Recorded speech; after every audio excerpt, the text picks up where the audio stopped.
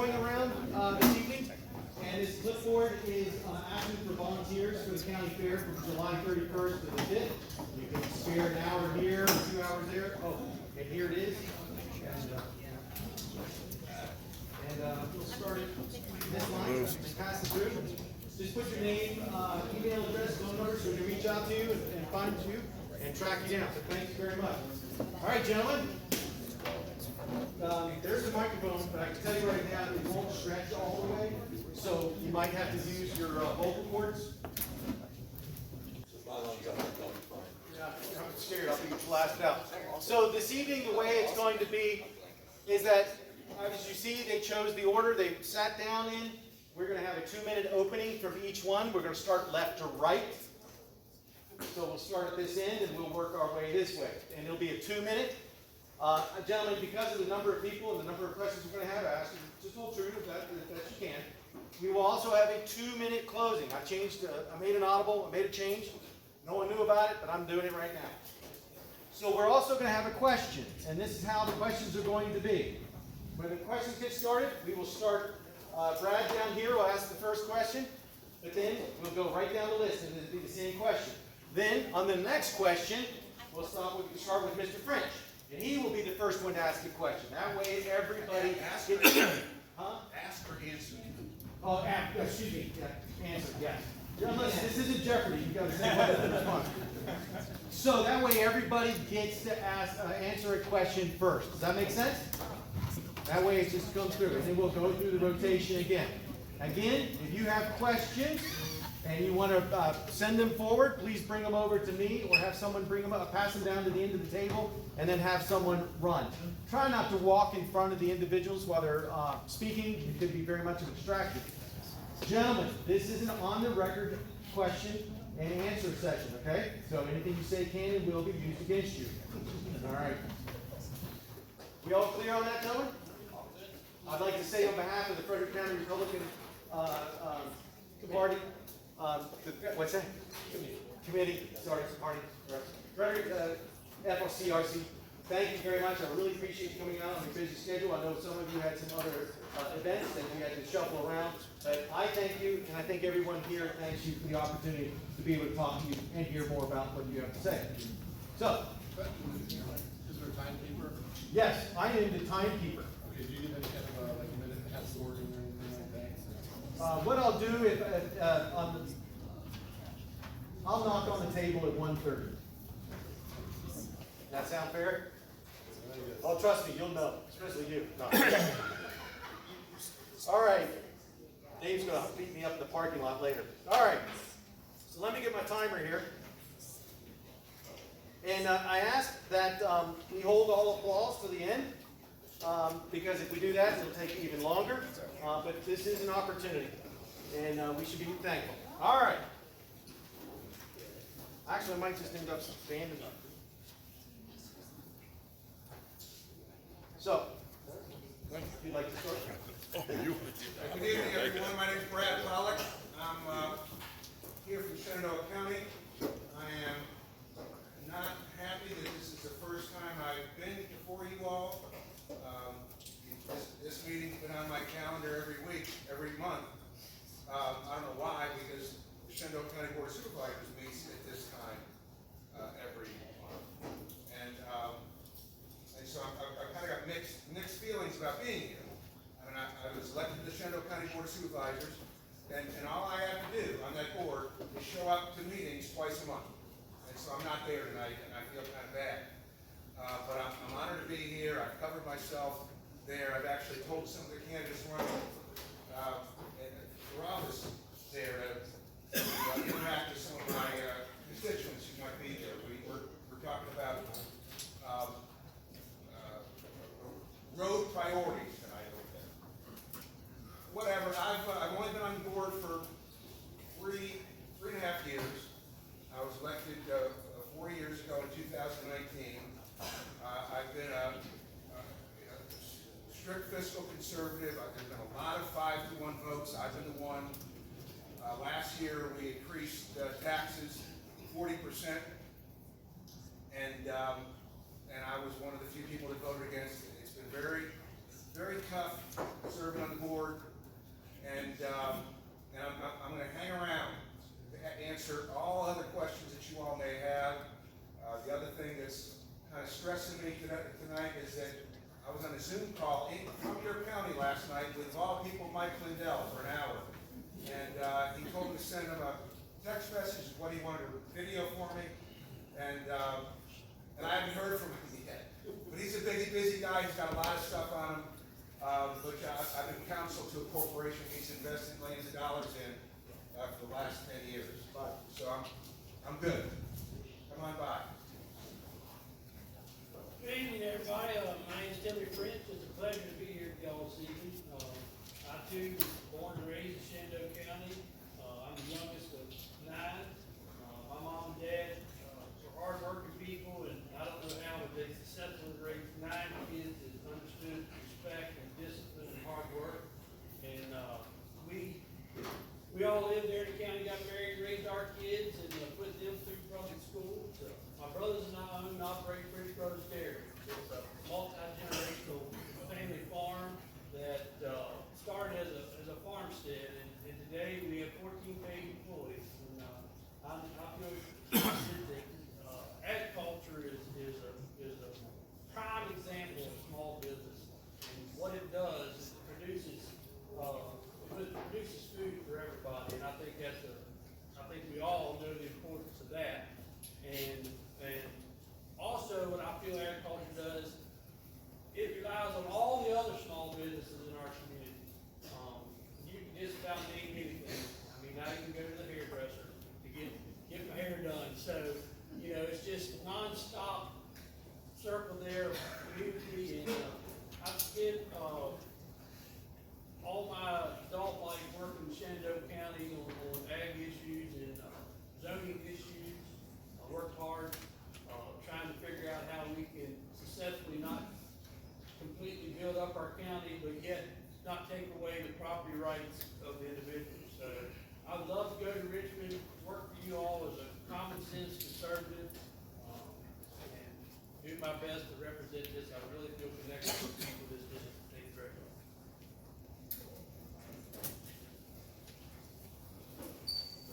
Hey, good evening, everyone. My name is Brandon Monk, and obviously running for state senate here with my friends. And unlike Timmy, I grew up in a family where my parents raised just 2 of us. They stopped at me, I guess, because I was a handful. But born and raised here in Frederick County. Used to be a high school agriculture teacher after I left the county and Virginia Tech, and we were called the Future Farmers of America. And then later served as executive director of that group and started my own business working in association management, and do that now, working with nonprofits in the area. A couple of years ago, decided to run for a school board, and this was kind of before the pandemic and before a lot of folks were interested in local office. But one thing that COVID really taught us is that our local and state elections matter. So I appreciate you all being out here this evening to hear us and hear what our viewpoints are and our perspectives. I'll tell you, on the school board, it has been an interesting couple of years. We've faced issues with the pandemic of whether our students could be in-person learning, and I was on the forefront of fighting to make sure our parents had a say in that and making sure our students return to school. We also have seen issues with transgender challenges and gender ideology and some of the diverse things that are in our school books. And so it's important that your next representative, just as I've done on the school board, is a fighter for you and making sure that our parents and those in our community their values are represented in Richmond. It's pretty easy to kind of sit up and say what you're going to do, but governing is a different instance, and there's a lot of folks that have special interests, not only in our community, throughout the state and throughout the country, and so I'm looking to be a fighter for you that can be rock solid with conservative values and hopefully support you in June 20th. Thanks, Ben, for hosting. Thanks to the Frederick County Republican Committee, and thanks to all you guys for coming out tonight. My name is Lance Allen. I'm running for state senate. I'm a 10-year Air Force veteran. I was raised by an Indian farmer, my granddaddy, after both my parents died. I was the only kid in elementary and middle school who had guns because I was lifting 50-pound bags of onions all day, every day. I really enjoyed living with my grandfather. He taught me a few things, but he taught me more than anything just to be direct, honest, and have integrity with folks. So let me tell you a little bit about what I want to do. I believe that if we put power back in the hands of the people and we truly limit government, they will have to fight like hell to constitutional carry. Because I don't want to spend my time chasing around locality bans across the state of Virginia.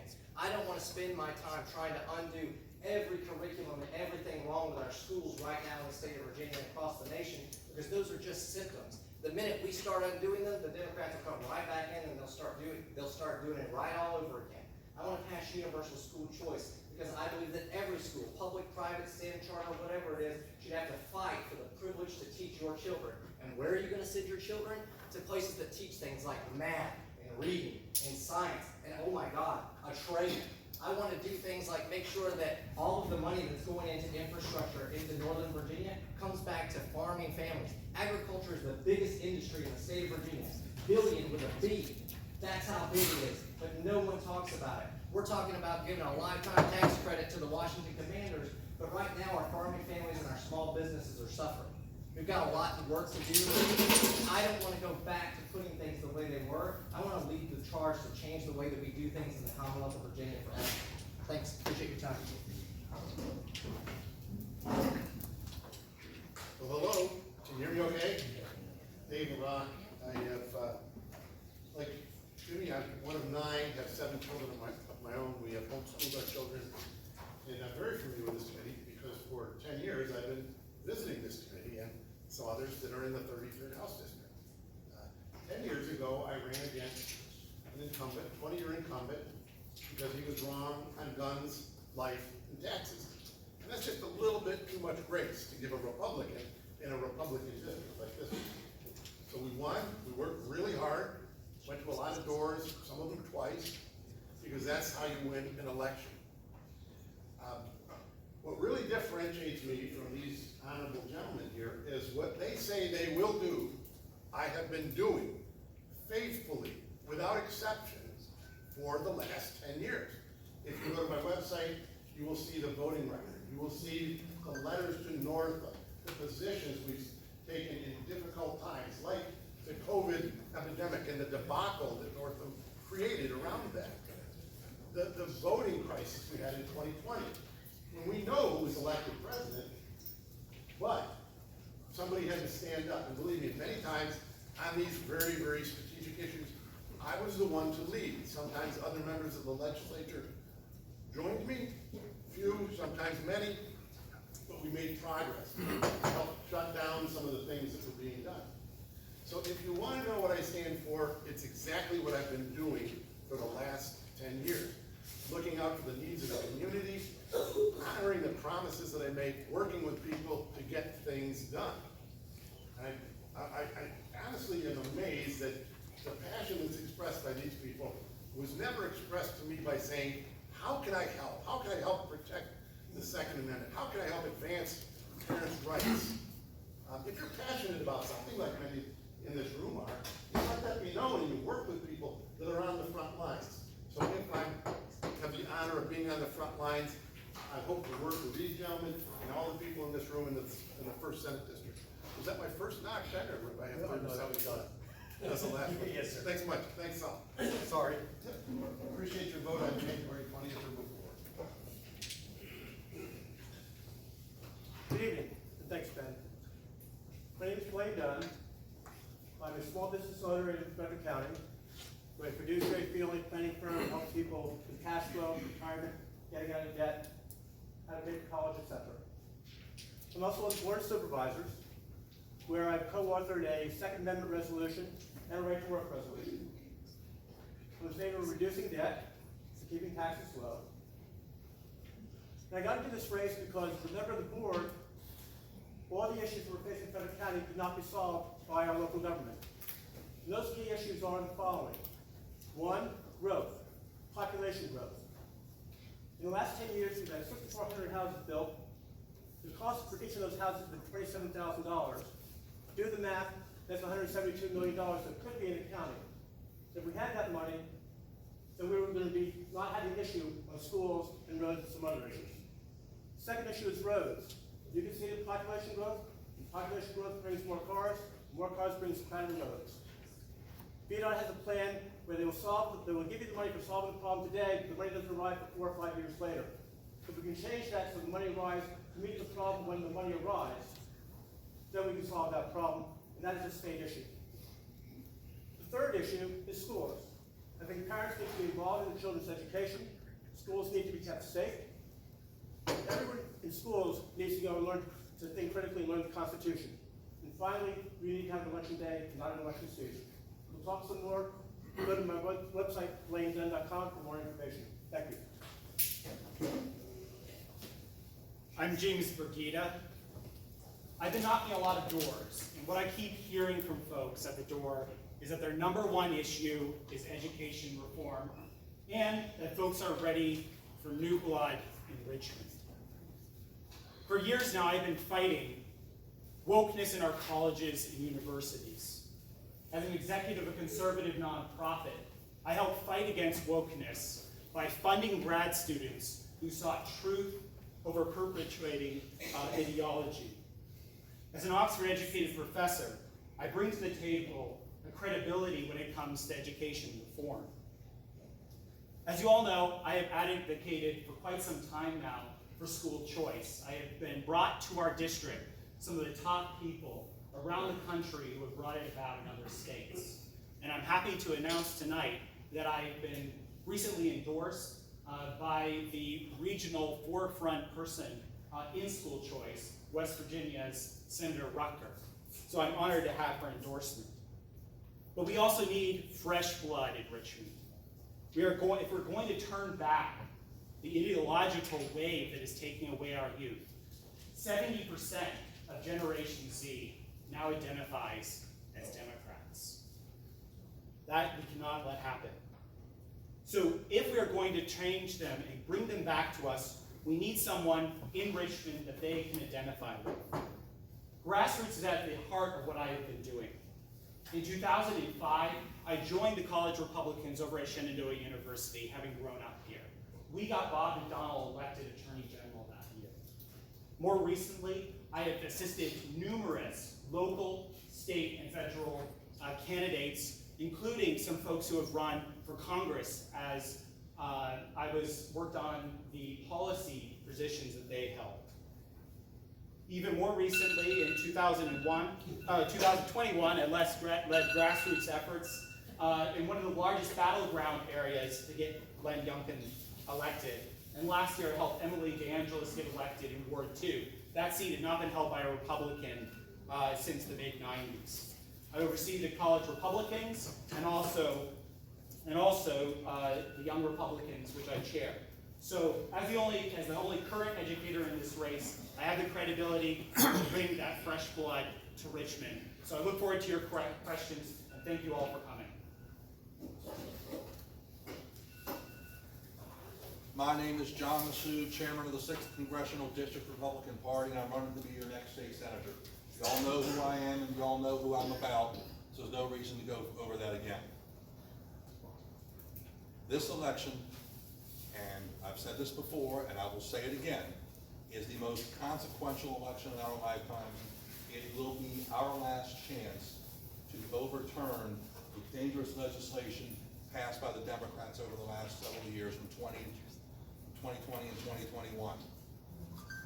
It's not about what you say you're going to do. It's about what you can do and what you have done. Because what you have done most likely shows you what you are going to do. As a former member of the Strasburg Town Council, we actually cut spending by 5% on a budget that I proposed and cut the size of the bureaucracy by 5%. All at the same time bolstering law enforcement. And, by the way, one of our last acts, we actually bought a new building for the police without raising people's taxes.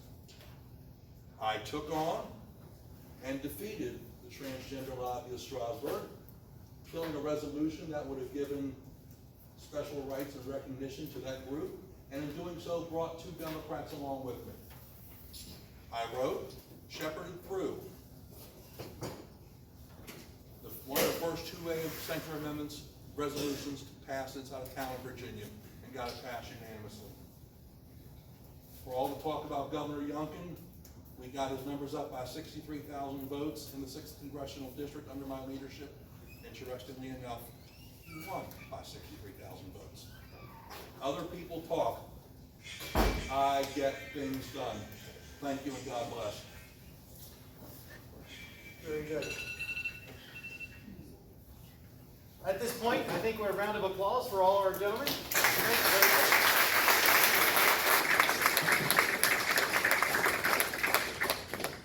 much. And so what we'll do is, as I indicated, we'll start with the first question. If you'd like me to repeat the question, and my phone is still going off. And if you would like me to repeat the question, by all means, no problem. We would like to see a 1 minute response, but folks, let's be honest, 1 minute to respond to some of these questions could take years. So I'd encourage you, if you have a question or would like to have further discussion with any one of our candidates up here, there will be time afterwards that we'll have to go forth. I think we all would agree that you'd welcome that opportunity to speak with individuals. So, the first question, this will be for everybody, but we'll start from our left to our right, working down. And the question is, in recent years, it seems that our country and our state is being overwhelmed by the progressive ideology. What bill would you introduce to preserve a conservative Virginia culture?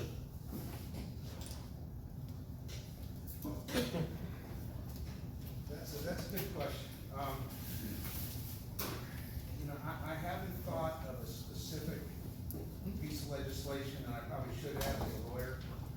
But the planks that I've talked about, and haven't necessarily included them formally in my platform, are all about that. They're about repealing the 1870 amendment to the Constitution of Virginia, mandating public schools.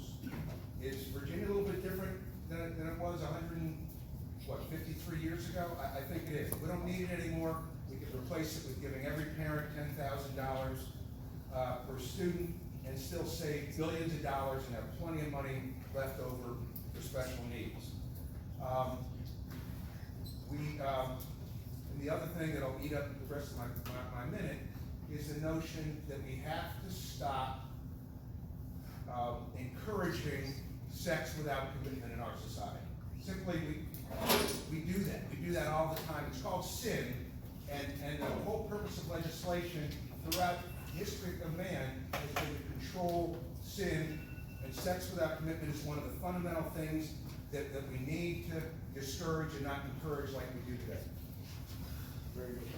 Sir, would you like me to repeat the question? Oh, you can give me a minute to think. Wisely done.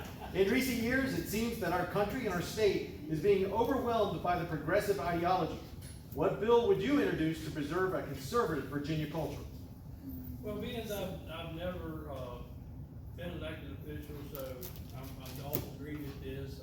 What I would like to say is, I want to get respect and discipline back in our school, and so with the help of people who are in our school systems and in our community, I want to work with those people to come up with something that we can put back out into our communities. And one thing that I want to say mostly is, I don't know that we need Richmond telling our communities how to do it. So we need to be respectful of our communities. We got school boards and things in our counties, so we don't want to get too infringed on by Richmond. So that's what I want to do when I go there. I don't have a bill in my back pocket. I want to work with the people of the communities to try to get the best result for us. Thank you. Brandon? Sure, yeah, I appreciate that. I think all of us as candidates really should be focusing our efforts, and conservative candidates, of making sure that we're governing at the local level. And so, from my perspective, when we think about the culture of our society, I often go to youth as well, because that's our future. And so I think one thing that we could do in the legislature is really empower parents. And so looking at legislation around making sure that parents are informed of actions that schools and localities are taking in regards to their child. We look at whether that be behavior and students that are engaged with law enforcement, and making sure that parents are aware of those incidents as well. We look at books, we look at some of the backroom scenarios of what's going on in the school system. So my piece of legislation to encourage conservative culture would be around that youth component and making sure that parents are aware of some of the things. I think we've seen over the past few years when parents are aware of those challenges and those changes to be made at the local level. Ready? Yes, sir. Make Virginia a constitutional carry state. Make Virginia a universal school choice state. This is about limiting government so that we put the power back in the hands of the people. Let's talk about eliminating the personal property tax because the size of government has just grown and grown and grown and our bills continually grow and they never shrink. Let's talk about disbanding the ABC board. The state of Virginia shouldn't have a monopoly on any business, much less alcohol. My daddy was an alcoholic who beat us black and blue. I have no use for alcohol, but I don't think the state of Virginia should be controlling it, much less controlling our farms. Let's get rid of that. Let's repeal certificate of need laws. So large corporate healthcare systems don't control all of the medical resources inside of our region, so no small businesses can ever compete. Let's talk about moving money from Northern Virginia, the tax infrastructure. Let's talk about moving that and investing that across roads in districts like the Valley where farmers need to get their crops across the state of Virginia because agriculture is, again, the biggest industry in Virginia. I could go on and on. There's a lot to do. But ultimately, at the end of the day, it's about limiting the size of government so that we have more power, not the government. Give me one more time, Mr. Chairman. I want to stay focused on the question. In recent years, it seems that our country and our state is being overwhelmed by the progressive ideology. What bill would you introduce to preserve a conservative Virginia culture? Well, great question. Conservative culture is going to always start at home. I think parents who care about their children, parents who are empowered to make decisions for their children, is very, very fundamental. The game changer bill, since we're going to try to isolate one bill here, would be a bill that I've actually passed, or some variation of it, which is school choice. Now, there's a lot of messaging going around about universal school choice. Completely agree that that should be available. We've passed incremental school choice because when people get a taste of it, they won't let it go. They'll want more of it, and they'll demand the money be dedicated to school choice. I think it was 2015, we did in 1 year with a great team, passed an education savings account in Virginia. And it was vetoed by Governor Ralph Northam, who at the time was the Attorney General, the Lieutenant Governor. He vetoed it in the Senate. We passed it other years, and I think made great progress. It's great to see the people in the legislature who we won over to school choice supporting it now. Would like to continue when we have the Senate to actually pass it, put it into law in big, small, whatever form people will get a taste of it, and they won't let it go. Thanks to the pandemic part.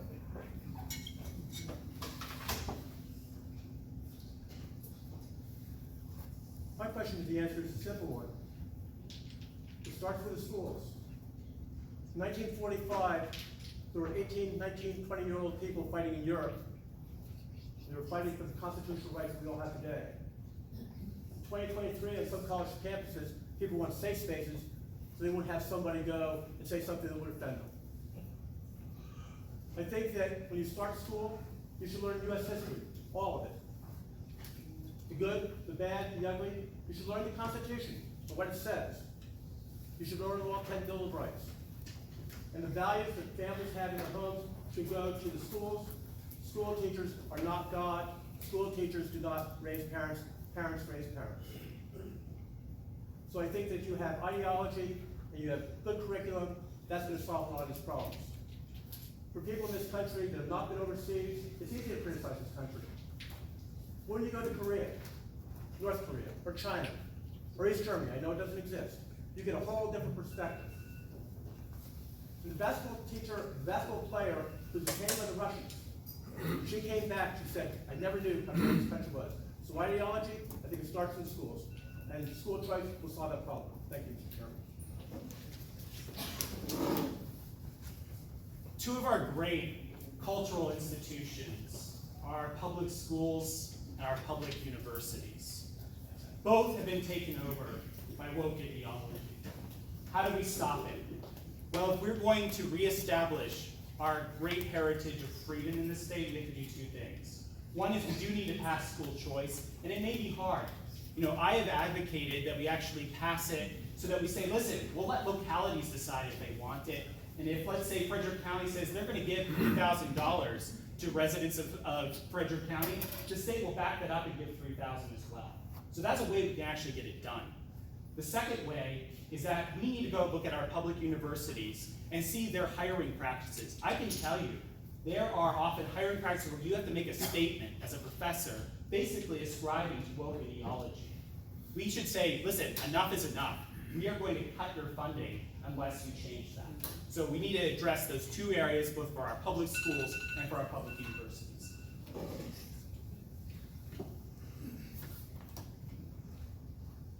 I've spoken to pretty much every one of you, maybe 15, 20 times. I've knocked on over 12,000 doors in this district, called thousands of people, and the one thing that pretty much every person has talked about is porn in our school libraries. I want you to just think about what I said. There is an exception to porn in school libraries in the Virginia State Code. Why? We have never gotten rid of that. It's beyond comprehension, it is beyond belief. That is the first thing I would do. Constitutional carry is important. Yes, the property tax, the property tax is important. I would support those. Professor Brigida is correct. We need to start rolling back the DEI industrial complex, diversity, equity, and inclusivity. What made America great is because America was good. When you're showing porn, or you're making it legal for kids to look at it in schools, it has to go. Thank you. Very good. Gentlemen, everyone, thank you very much.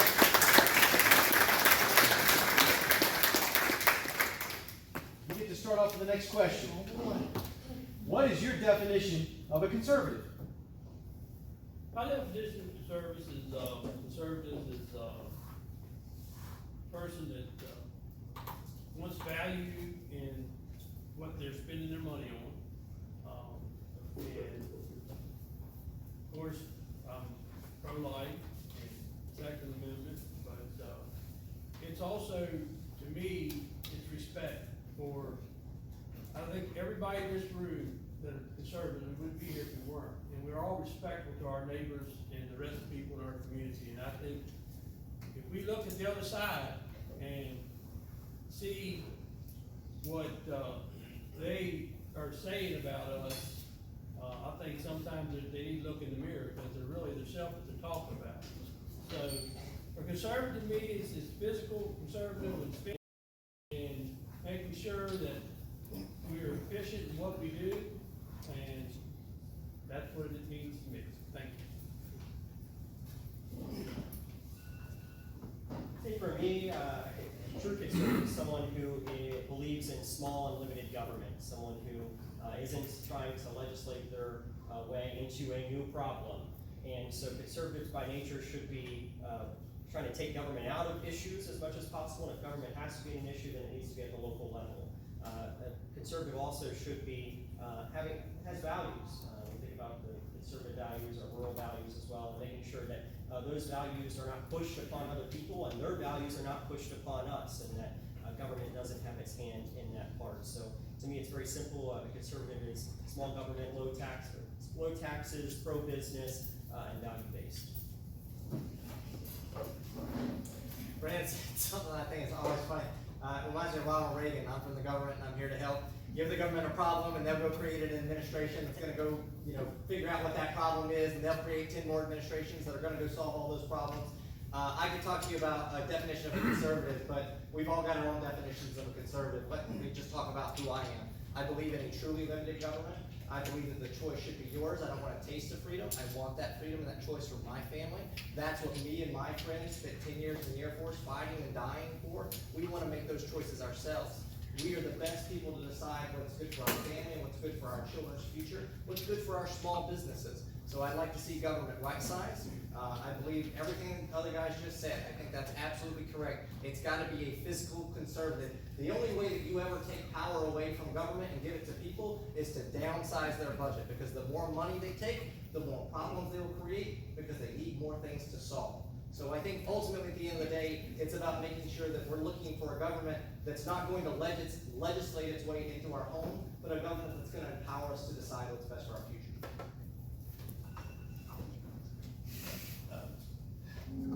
Yeah, I wanted to just tell the gentleman from Strasbourg that if you look at HB 1708, you'll see the model for repealing the exemption that schools have to pornographic materials. Go ahead, read the question.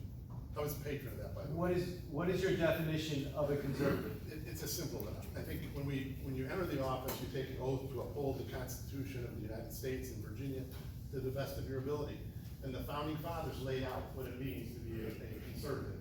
It means to respect the God-given rights of the people of the United States and to treat other people as they should be treated, which is basically the golden rule our Constitution reflected, the laws that are put forward in the Bible, the Old Testament and the New Testament. So being a conservative, I think, for me, means first to look to what is right in God's eyes. And pretty much every vote you take has some significance. Some it's not so obvious, many it is very prominent, and it stands out very clearly. You put it through the filter of God's Word and the Constitution of Virginia and the United States, and abiding by that is what it means to be a conservative to me.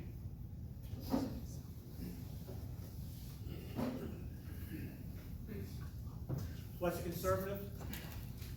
We all may differ, but I think basically a conservative is somebody who's fiscally conservative. That counts. Somebody who will take and have the opportunity to run a business without a lot of government. Somebody who believes in the law and not letting illegal immigrants come into the country and say that's okay. Somebody who goes and takes a look at the Bible and says, perhaps this is a higher book than the U.S. Constitution that sets the tone for everything else that occurs. This country was found by people who had no those beliefs. And we can differ on policies, but basically I think a conservative is somebody who is the government will allow you to be who you want are, to give you the greatest opportunity you can to grow in business or in family, etc. Thank you. Many of my colleagues up here are talking about different aspects of conservatism, but what is it fundamentally? It's about preserving the great inheritance that we have as Americans, as Virginians. We are given a great inheritance of values upon which that made the state and made our country great, and will make it great again, but we have a duty to preserve those. So things like liberty, equal justice under law, fiscal responsibility, limited government, that we are the government of the people, by the people, and for the people. These are aspects of this great inheritance. And so it's for us, every generation, to hold that, to apply it to the new concerns and new dangers that confront us.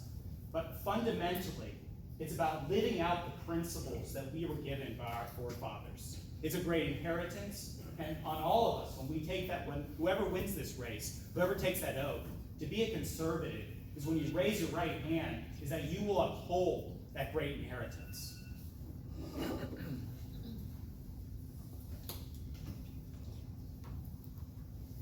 This is probably the simplest question we're going to get here tonight, so let's just answer it right now. Conservatism is about life, liberty, and limited government. Nothing more, nothing else. And no, I do not wish to expand on my answer. Very good. Everyone? Oh, excuse me, I'm sorry, my mistake. I think 7 definitions of conservatism tonight is plenty. Thank you. Very good, I apologize. The next question is a 2-part question, but you still have the same amount of time.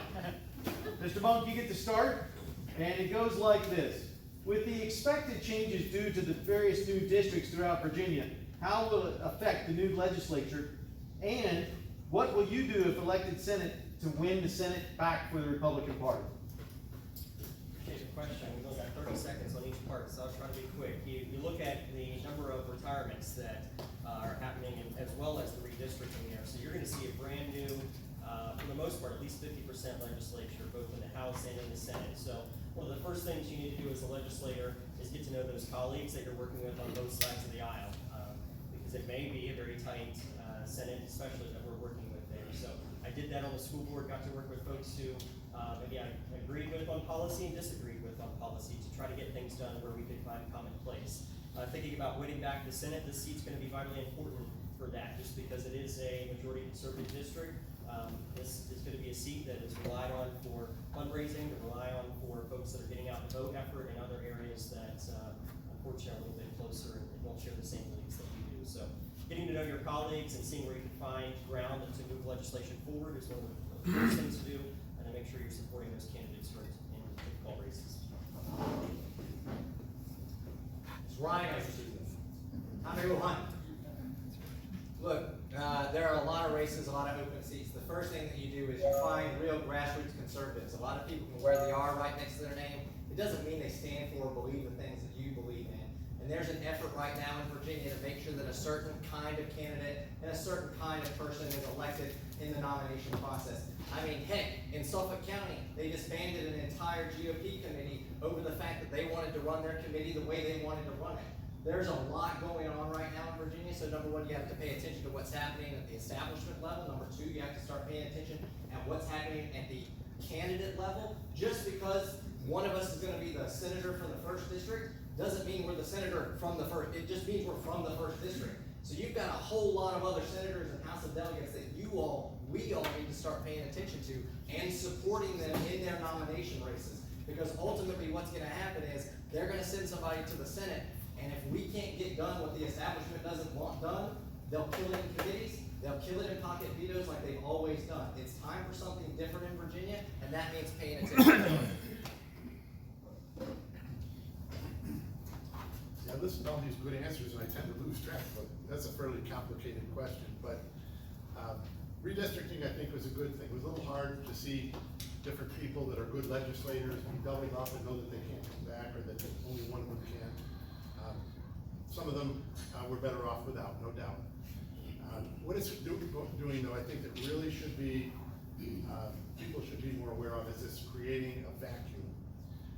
Running the legislature requires some institutional knowledge. There are people down there that know the process, and they're willing to use it to stifle the efforts that the Democrats make. In 2020 and 2021, they were difficult years. It was very difficult to be run roughshod over by the Democrats. But without the institutional knowledge to stifle the efforts, both in the caucus, in the committees, and on the floor, things would have been a lot worse. When you're retiring close to 50% of each body, I will say that experience is much more important than it was even before that. The two questions were, one, how to win the seat, two, how to help others, is that correct? To that effect, yes. So for one, how to win the seat, whoever wins here should not assume that they're automatically going to win. Yes, this is a Republican winning district, but do not assume that we will. We're still going to have to fight for that. Number two, if there are other candidates who have similar beliefs, we need to help them win. We need 20 seats or 21 seats for the Senate to flip the Senate. And number three, I think if you talk to people about policy, you get people to agree with policies that are effective for all of us, whether it's fiscal policy, or life, or liberty, etc. We try to put together coalitions to do that.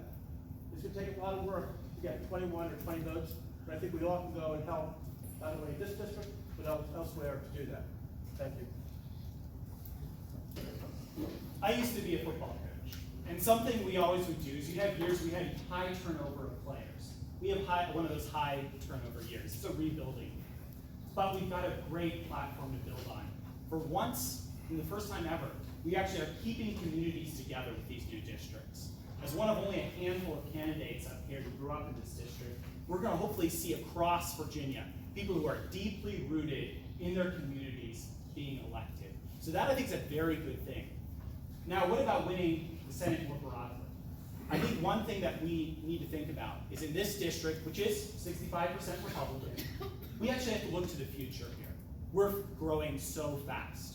We could very easily become Loudoun 2.0 in a very short time. So we need to do the work now so that does not happen.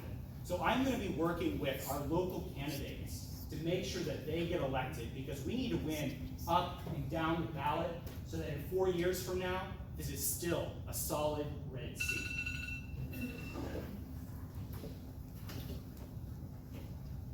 I'm about ready to show y'all how old I am.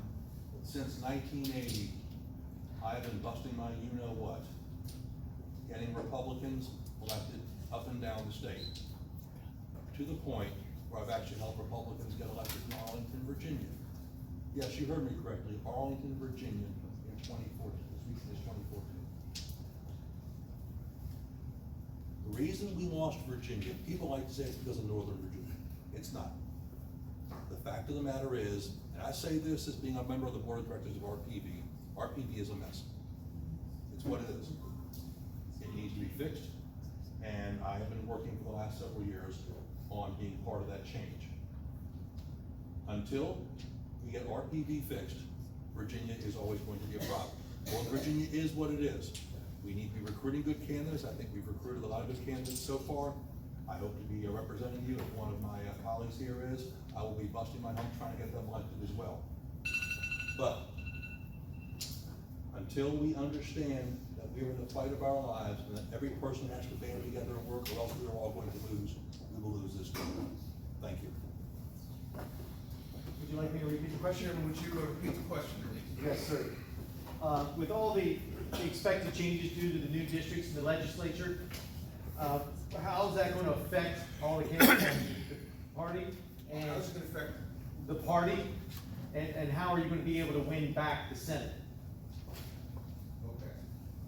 As fine a job as all my colleagues did answering the what is a conservative question, none of them answered the second part of this question. So I'll answer it very, very briefly. And that is, I will go to my old friends, Mark Obenshain, who I'm kind of expecting to be our next majority leader in the Senate, and Todd Gilbert, the Speaker of the House of Delegates.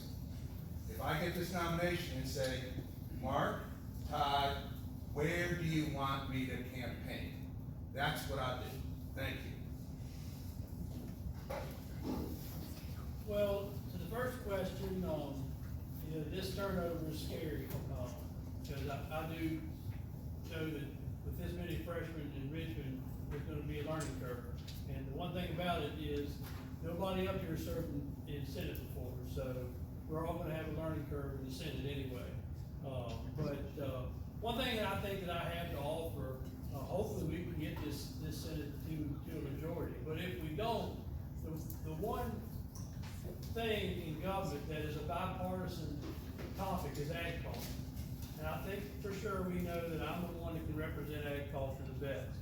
So with that, and my concern for public schools, that we can work with that other side of these freshmen that may not be so set in their ways and work to get some return back out here to our community that we need. And then on the second half of the question, I don't know if y'all know, but there's a statistic that we're 10 people away from knowing everybody in the world, okay? I know you all know this, and people. When you take my family and my friend network across this state, I know everybody. I'm gonna take that, and we're gonna go to these communities, and we're gonna search and find another candidate like these 8 up here that haven't served their state but will. And we're gonna work to get them in our state politics, because you can do it. If you're a little bitty old farm boy from Shenandoah County that's used to chase around cattle and making hay, and you can do it, we can find some other people to do it. Thank you. Sorry, didn't mean to do that, but I gotta try to be fair. All right, and I believe we're gonna be, Brandon, you started off? I started off. Okay. All right, well, round of applause for those sponsors. Very good.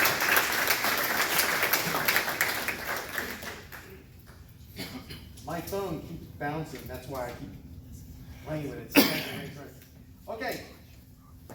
Lance, this is the next question. Everybody, this will be the next question to go around. Recently, Montana banned TikTok. Would you support banning a business of that type in Virginia? And, two-part question, and would you put limits on children on social media? Answer the second part first. I'm a parent, so I limit everything that my children do.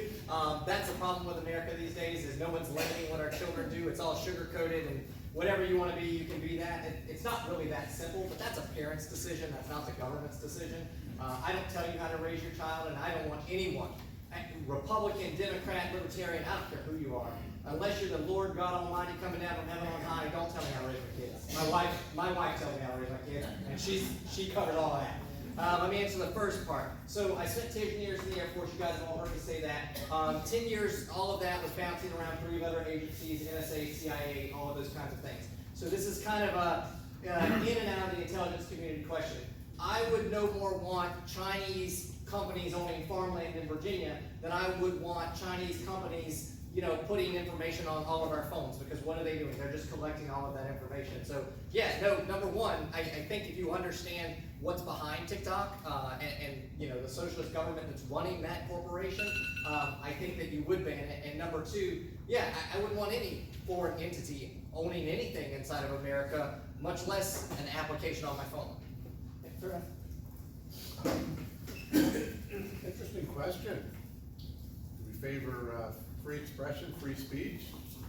Or do we take a realistic look at what the harms and or benefits are of something like a social media platform? I barely know what TikTok is, and I'm glad to say that. But I gather that it is something that is very potentially harmful, especially when it feeds personal data back to what I would say is an enemy of the United States, China.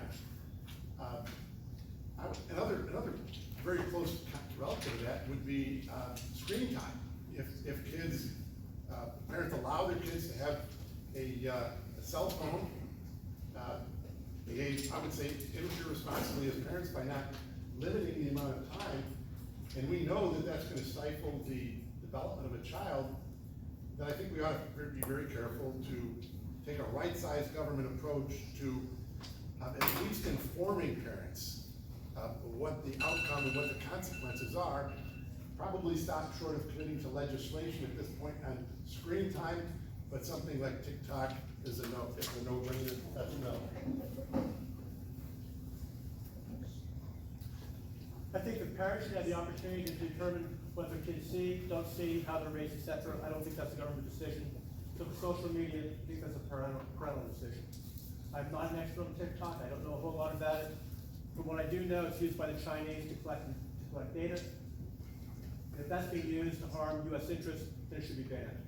I spent some time in East Germany. I've seen what a controlled populace looks like. It's not pretty.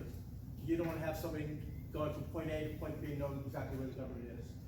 So unless I know more of it, it's being used to harm U.S. citizens, U.S. interests, it shouldn't be there.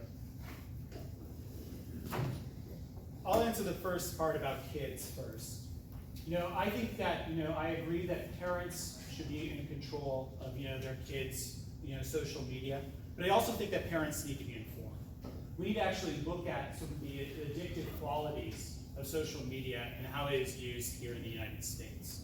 It's not always like that around the world. There are certain limits. So I think, if I'm against banning it or setting limits on it, but I think we do need to make sure, that these social media companies have to be transparent about what these apps do to kids.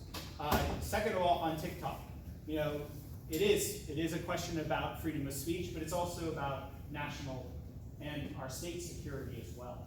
So I am definitely in favor of what we have done of banning it on those devices that are owned by the Commonwealth of Virginia. That's something that I think is just common sense.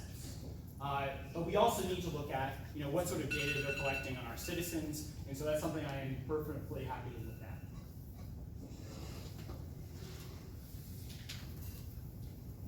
When I stood up before and said life, liberty, and limited government, that's it, nothing else, I meant it.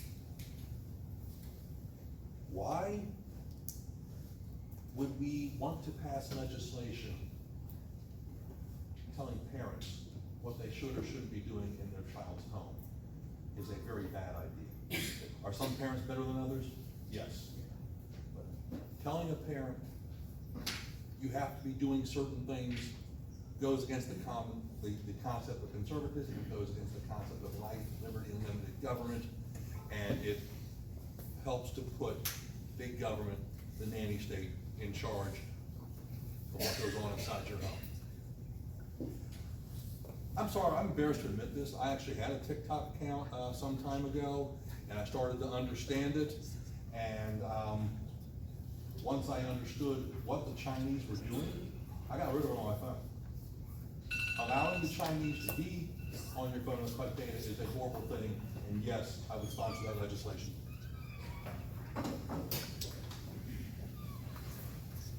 Yeah, TikTok's gotta go, and John answered my question, the second part of the question, worked very well, thank you, John. Never let it be said I don't do the least I can. Well, that's definitely a very tough topic. I raised 3 kids, and I think what my kids aren't addicted to social media. And I think what made that happen was we fostered situations where our kids can get out and enjoy the world. So they didn't have to get caught up in that.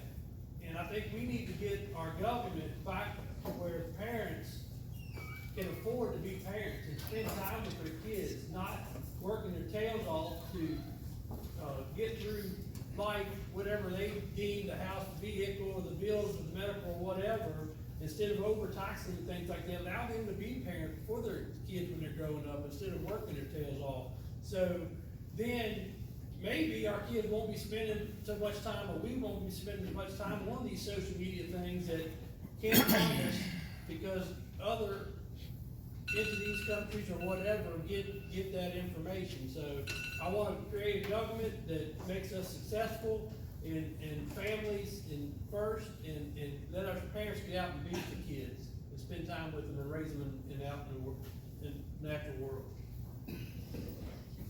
It's an interesting question for me, because although I'm one of the youngest candidates up here, I'm probably the least active on social media. I'm not tech savvy, that's just not the space that I live in. But I think one of the challenges that we have with social media is the addictive nature of it. In fact, the Surgeon General today, and the Biden administration, came out and said that pervasive use of social media, especially in young people, is damaging to their mental health, causes depression.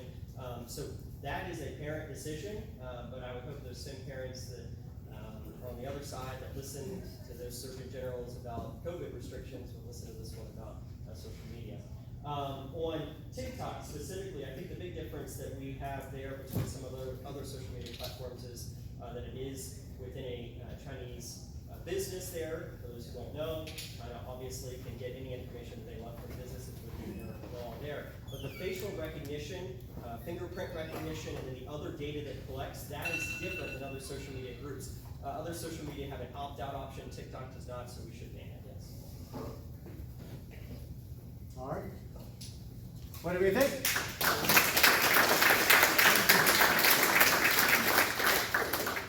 This is another two-parter, but they're somewhat related, and we'll start with Mr. LaRock. What is your position on school vouchers, and do you believe in free tuition for local area community colleges? I've already said that whether you call it a voucher, school choice, education freedom, tax credits for education purposes, yes, that's a real easy yes to that. You're really going to make me answer the second half of that question? It's up to you, however you wish to spend the time. I'm going to call Hillary and ask her if she'll help with that answer, but of course not. I'll tell you a real quick story. I had a son that just went into college a few years ago, and he was expecting to be subsidized by dad. We had a good talk. I said, look, I'll help you in a couple different ways. I'll give you a better interest rate than you're going to pay on your student loan, but I am not going to be the bank. And I saw a change in that. First, he was really mad at me. It didn't go over too well. He couldn't run away from home because he didn't have a car and other things like that. But the change in attitude, he matured more in the months that followed that because of those conversations than he had in a long time before that, because he knew that he had to take responsibility for funding his education. So that would be a no. Understood.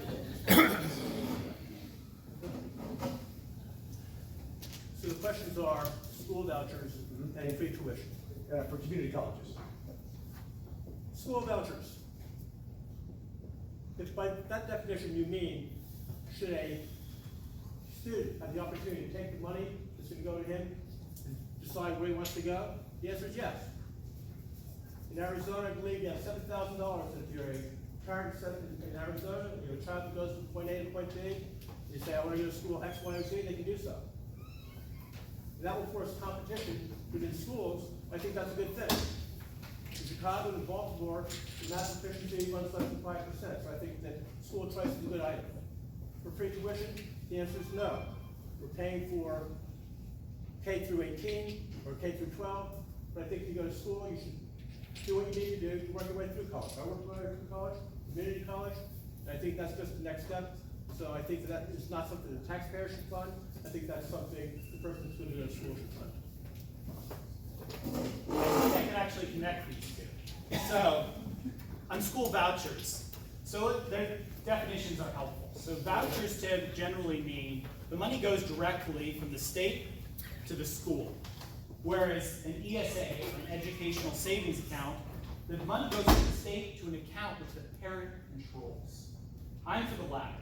I'm for ESAs. I think parents should have that control. They should be able to spend it, whether it's on tuition, or on school books if they're homeschooling, or maybe some special course. I want to empower parents. So that's on that bit. But also, how it's done in some states is, let's say it's $7,000. It's in that account, but let's say you only spend $5,000 in a year. That money should roll over year after year. Then after the student graduates, if there's still money in that account, they should be able to use that for college. This encourages fiscal responsibility. Otherwise, people are just going to spend it all at the end of the year. And that sort of money that's left over, I'm happy if they spend it on a community college, a four-year college, but I think we should encourage fiscal responsibility and through an ESA program.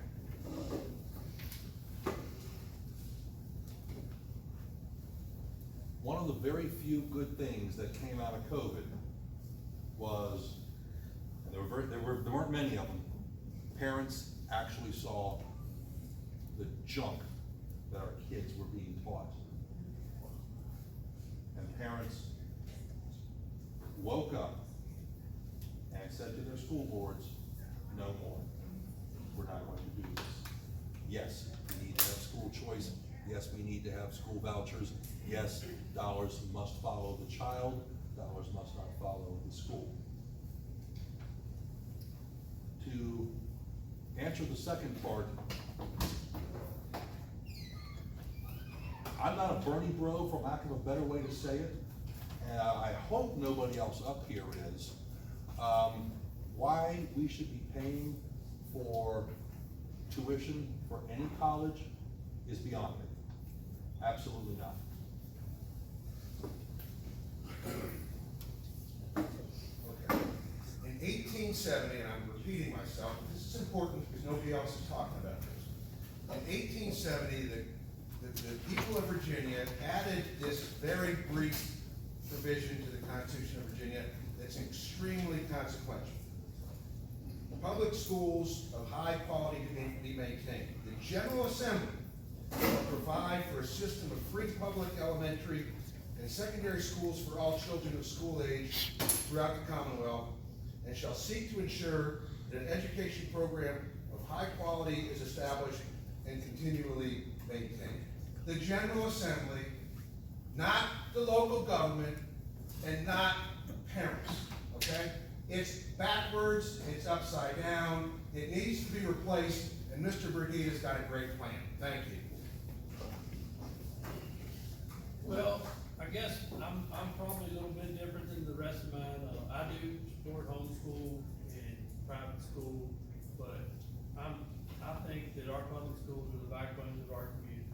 So for me to say school of choice or whatever, I'd have to have people that have more experience in this and how to look to our public school. We can't leave some of these citizens behind and expect that they're going to get the great education. I think we got to be a part of it. So that's kind of where I am on that. You know, I'd love to work with some people that have, with James and stuff, that has worked on it more than I have. You know, maybe there's some stuff there I need to learn about that. But as far as, the paying for community college or college, absolutely not. You know, we cherish most what we work the hardest for. And I think we've all seen in this room, hard-working conservative families put money, to put their students, their kids through college, and they didn't take it seriously. And then we've seen other people that didn't have anything, work their tail off and make it through college on their own, and look what that's done for them. We know it'll work both ways, but I don't think we don't pay for it. Thank you. Repeat the question, just for a few different answers, a couple different ways. Sure. Do you support, hold on, where is my question? What is your position on school vouchers? And do you believe that, we should support free tuition for local area community colleges? Okay, so I think when we look at parents and the decisions that they should make for their child, I'm in full support of making sure those parents have not only the decision, but also the resources from the government to back that. I think my background in education was currently and formerly as the only public school teacher, I think Blaine might have taught previously before, is that we need a carve out for special education for those students who may not be served by the private sector, and that's important, that carve out for folks. Thinking about community college, I serve on the board of our community college in Middletown. I'm a first generation college student myself, worked through school. I'm a firm believer in making sure that we're giving folks a hand up, but free community college is not a place where we should do that. The worst thing that we did is convince a whole generation that college is the only option, and now we have $1.7 trillion of student loan debt and 11 million jobs that don't require a college degree that are unfilled. So there's other avenues that students could go. I don't think our state government should be funding community college for students.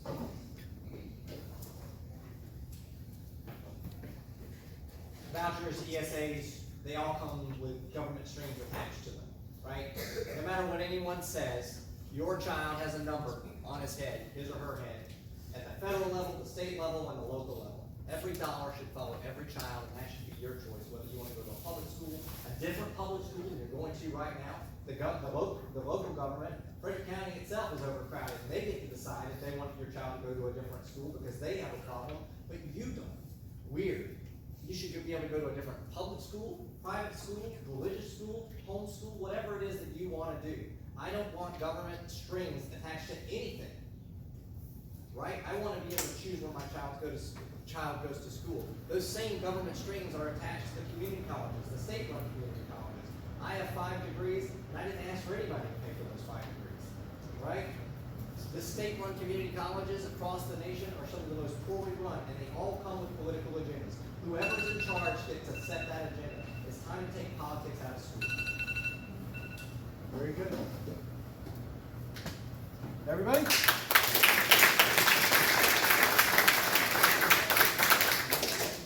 We have 3 more questions to go because we want to make sure everybody has an opportunity to answer the first question. So Blaine, this next question is for you, and it is a 2-parter. Lots of 2-parters tonight. We should get paid for this. Look, no free handouts tonight. All right, so it's a 2-parter, so I'm going to paraphrase it if you don't mind. But if elected, what will you do to fight for improvements on Interstate 81 from the federal government, and how do you think that would help our local economy? Did everybody hear that? I could repeat it again. What would you do if elected to fight for improvements on Interstate 81 from the federal government, and how might that help the local economy? So in the last 12 months, I know that roads are an issue. I-81 is an issue, so is Route 37 on the eastern side. I put together a forum attended by Congress people, state elected people, trying to figure out how that issue should be addressed. If we can get the roads on I-81 from 2 lanes to 3, if we can get rail to come down on I-81 to take some of the trucks off, that would be significant. If we can do something for I-37 on the eastern side, we'll have less congestion going inside. This community is set to grow by another 30,000 to 40,000 people. We need to address roads. which goes back to the issue on VDOT, where VDOT needs to go and say, put the money on what the problem will be when the money arrives, not what the problem is today. So improvements on 81.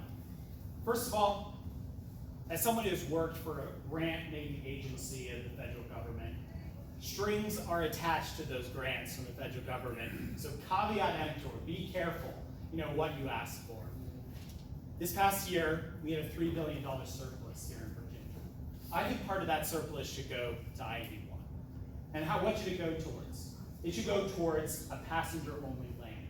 There's been talk about these hot lanes like they have on 66, where you have to pay to take that lane. You have to pay, in the case of I-81, to get away from the semis. I don't think that's right. I think that we should give the type of funding that the other 3 interstates across Virginia are getting, and get 81 expanded so that when we go down the valley just to see our friends and neighbors who can do business, we don't have to worry about being run off the road by one of those large trucks.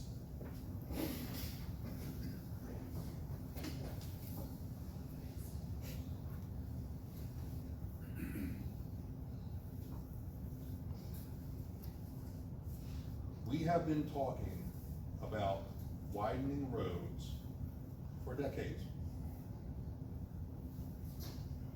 What's ever happened? Nothing. Thank you.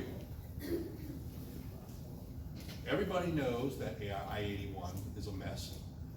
66 is a mess that was just recently fixed, and as Professor Brigida said very eloquently, you have these hot lanes right now that you have to pay sometimes upwards of $15 or $20 to drive on a road that you've already paid for. They are talking about new ways to raise taxes. There's already talk, everybody's saying you need to buy an electric car, that way you're going to make the environment better. Now what are they gonna do? They'll start taxing the roads we drive on. One of the worst ideas, and I'm glad it was killed, was a toll lane for 81.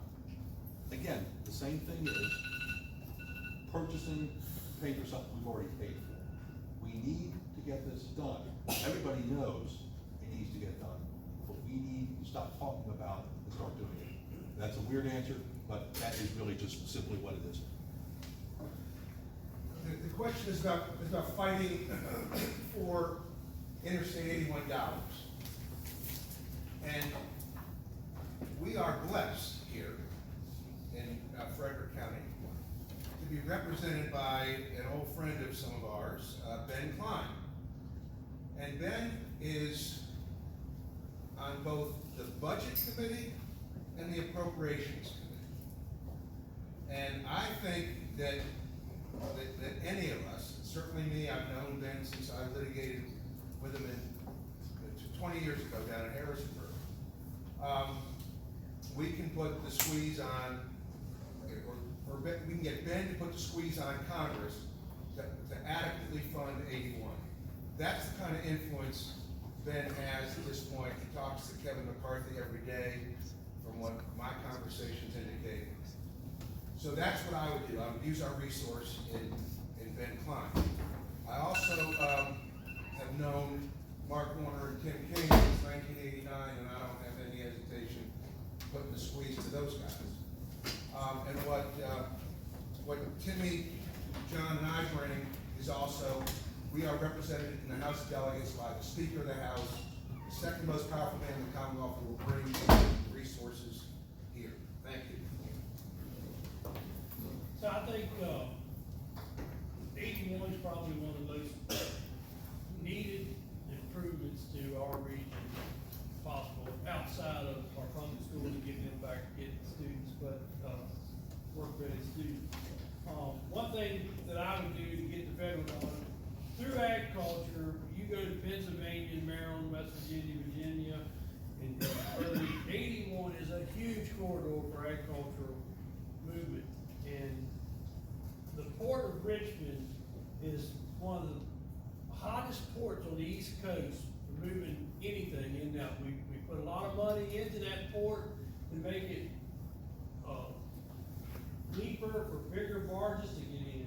And so I would work with these other states and work with our federal government on how important this corridor is for us, and get it up to the 3 lanes. I want everybody to understand, we need to move, freely up and down the interstate, but our trucking industry is the backbone of this country, and we need, before we just say the dangerous trucks and this, that, and the other, we need to figure out how we can help them move our goods. They are, hardest working class citizens out there. One other thing is, I combine my soybeans, I take them to Weir's Cave, put them in a land seat container, they put them in a truck, bring them back to the inland port. I wanna work on local stuff, put that transload facility over at the inland port so we don't have to pass each other on the road. Thank you very much. However, your comments about our truckers, I think, we've also got some other, folks on the road who don't know how to drive, and most of our truckers have actually gone through a class learning how to drive and do it quite well. So I don't think we should vilify them, especially when they are, you're exactly right, that pipeline for us for vital goods, not just in agriculture. And we've actually inhibited some of their ability, a lot of folks used to drive in the evenings, and we've inhibited their ability to do so by the automatic timers and all that are going there. So they're working with what they've been given. When it comes to transportation on Interstate 81, it's not only a federal issue. I hate to ask for handouts from the federal government, but in caveats there, because there are strings attached. But we need to fight for our federal dollars where they're due. But at the state level, we've got to fight legislators who are pushing for their interest in Northern Virginia and Hampton Roads, which is where a lot of our state level dollars go. So we've got to have someone who's willing to have that conversation, especially now that we have a governor in office that worked the feet out a little bit there in the board. The Virginia transportation tax is one of the largest revenue generating, that's a fancy way to say it's the biggest tax generating bill that we have in the Commonwealth of Virginia today. But most of that money goes to Northern Virginia and large metropolitan areas like Hampton Roads, Richmond, and those kinds of areas. Also, by the way, I've driven through Richmond, and I don't know what they're spending their money on, but it ain't them roads. I don't trust the federal government for anything. I think that, man, you can churn and burn there all day long and never get anything accomplished. So, number one, I think that we've got to start focusing on, we've got to send someone to Richmond that's going to start focusing on the valley. Not just I-81, right? But there are still bridges that trucks can't pass. There are still roads that we can't pass 2 people on. How do we expect to move our goods and move things from the inland port across the state of Virginia when we can't even access the roads that we have today, the roads that we're paying taxes on right now? So that's a huge problem. The second part was, how does that affect growth in our area? Look, we can either be in charge of the growth coming to the valley, or we can let someone else do it. Right now, Warren County, Clark County, they're all fighting the battle of data centers and not becoming the next William County. We're gonna start fighting that battle right now. We can decide what kind of growth we want in this valley, or we can let someone else do it for us. These 20-minute questions that I'll try to pack into 60 seconds. 81 is very strategically important, not only to this community as part of our local road network, but also to the Commonwealth. I've worked very hard, and we are making progress on 81. It doesn't happen overnight, but the money is accumulating. The projects are in the design phase. Some have actually already been executed. That's the good news, but it's a 10-year plan. You can't just come up with $10 billion on a wish list and expect the federal government to come in and build a lane that goes from one end of 81 north and south. That'd be nice if they would. But we can articulate the arguments, the safety arguments, and the economic arguments that other candidates alluded to, and bring them to our congressmen and let them know that would be a good and necessary investment. I've also championed reforms to smart scale. That's the method where projects that local governments apply for that have regional significance they're used as a basis for distributing state dollars. Underway now is a reform process to smart scale so that the distribution of those monies to local governments will be done more fairly. It's a little hard to talk about smart scale from the hands up, but it is progress, it is significant progress, and we've had a lot to do with making it happen behind the scenes. Thank you. Everybody, very good. We've gotten a lot of great questions, and I'm sorry that we like I said, there's going to be multiple opportunities for you to meet with these individuals. So I have another small question that we're going to start with Mr. Brigida, and I'm sure you'll be able to get this one in 60 seconds. 60 seconds. what is your opinion of Dillon versus home rule? Right, so Dillon versus home rule. So Dillon rule basically says that unless the state government says that you can do it, localities can't. Home rule says, well, unless it's the opposite, unless they forbid it, you can. So I'm about freedom. I'm about local control, and so I think we need to move towards more local control.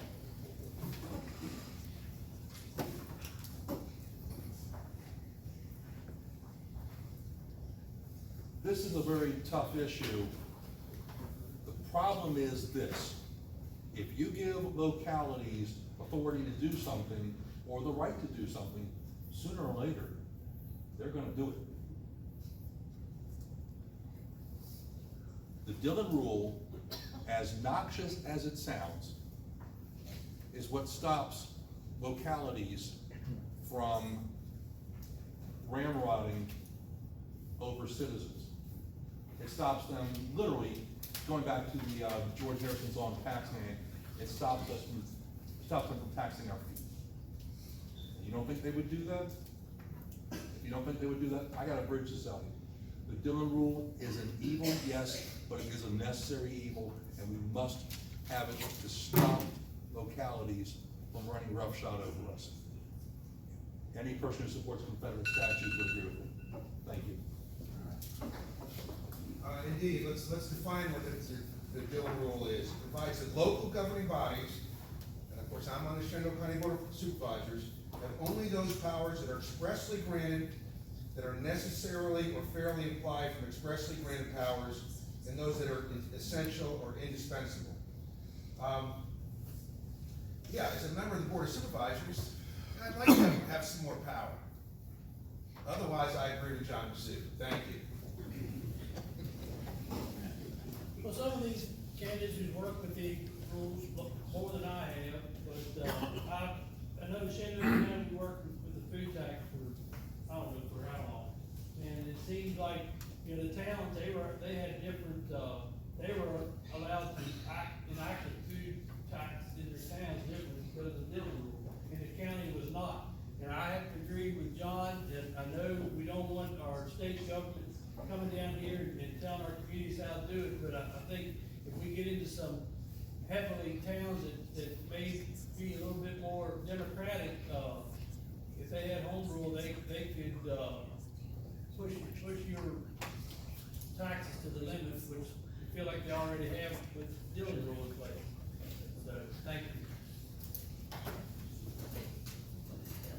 I would agree with the statement that if you give any government entity the opportunity to do something, eventually they will do it, and so I think that's the Dillon rule, and as much as we probably all don't like it in its premise, the ability to make sure that the government is held accountable and only can work within the framework of the work that it's engaged in and is allowable is good. There are opportunities to go out of that side and request permission, and I think that's the way it should stay.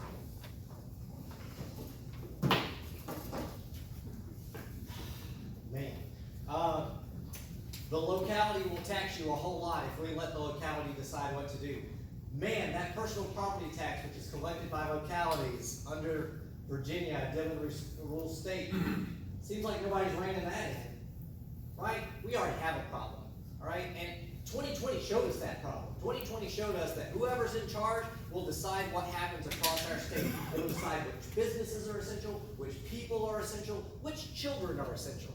So no, I'm for home rule, right? And if you don't like what your home locality is doing, guess what? Elect new people.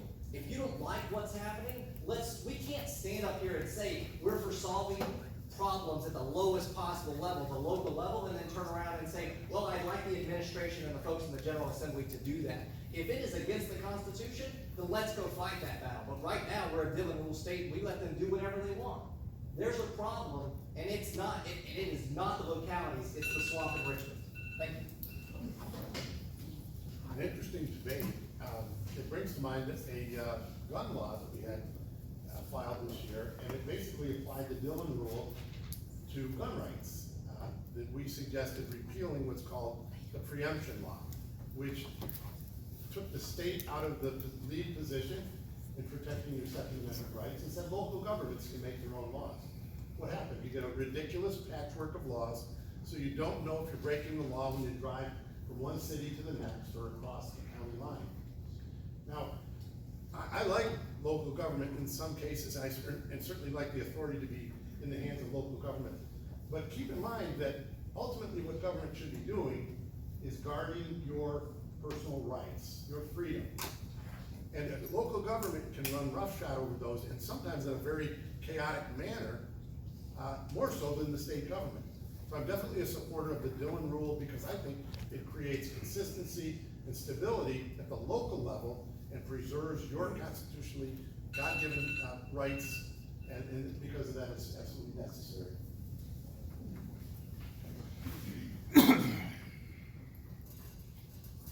The Dillon rule versus home rule. I lived that as a supervisor. As a supervisor, I would be able to have control of what occurs in our county on taxes and other issues. That's one of the reasons I got into this race, because those issues could not be resolved here. On the other hand, as Delegate Rock made the comment, if you have a concealed carry pistol, you go from Frederick County to Clark County to Arlington. In certain places in Arlington, you've gone from being totally independent, free, no problem, to yes, you are now a felon if you're caught. And that's wrong. So I think it's a balancing act, and I think that perhaps local government should say to the state, here's what we need, you know, the opportunity to run our own items. And the state can say yes or no, that's why I'm running here. But it's a balancing act, it's not necessarily yes or no, right or wrong. I think local governments should be able to go and have a say, but it's not an absolute say. The state government has an opportunity to go and act as a restraint on some of that. Thank you. All right. The next question we have right here is for yourself, Mr. Massoud. What is your opinion on illegal immigration, and what can Virginia do about it? As the son of an immigrant, I can tell you that first-generation Americans or immigrants like my father are the people who are most offended by illegal immigration. They, sometimes it took them years, came to this country the right way. They applied for a visa, they applied for asylum, they came on a work visa or something like that. And to see people coming into this country, literally it's an invasion, and are given more rights than we are.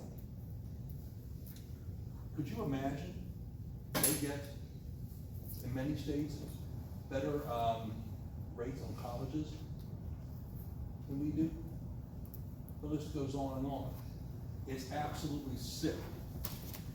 At the end of the day, it is mostly a federal issue, but it is something of a state issue as well.